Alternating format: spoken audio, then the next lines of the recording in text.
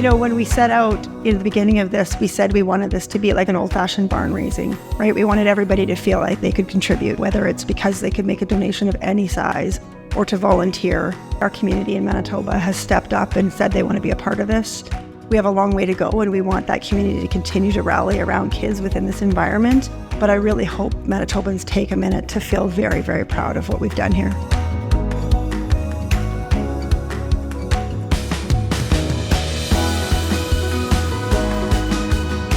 This building has gone through a complete metamorphosis. When we first visited it, it was a dated building, a very solid building, had an institutional feel, lots of concrete block, lots of small rooms.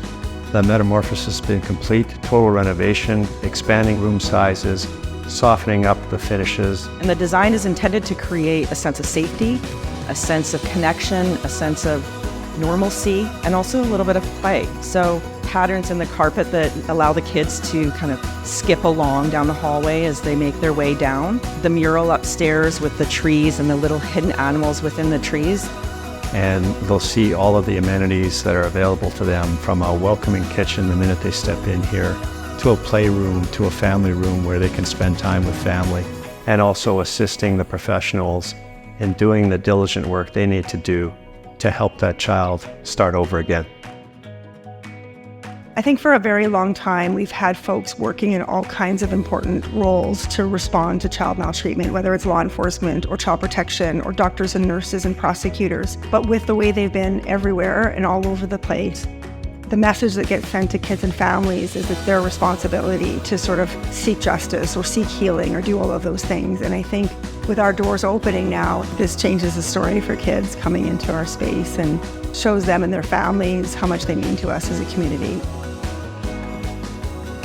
My hope for the children and families is that they're able to come in and feel warm and secure and welcome, and that they are embraced by a space that's very different than you would expect. So it's not institutional, it's more home-like, it's airy, it's connected to the outdoors, there's natural light, there's people around, there's plants, there's hot chocolate, there's dogs, there's all sorts of things that make them feel like they're surrounded by things that make them feel comfortable as opposed to things that make them scared. It allows them to just sort of embrace the space and understand that they're on a journey to healing and a positive path forward.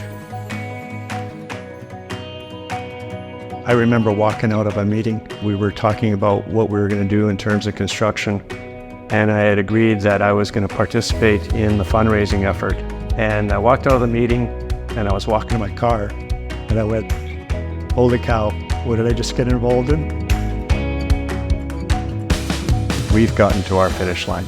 It is a tremendous feeling. It is a tremendous feeling to be able to say now Toba has what they need, has their start. They can get going, developing a tremendous service for the city and the province and all the children and families that need their help. I hope that it is the beginning of a journey back to childhood, because that's why we're all here, right? Yes, we're tending to trauma. Yes, we're investigating potential crime.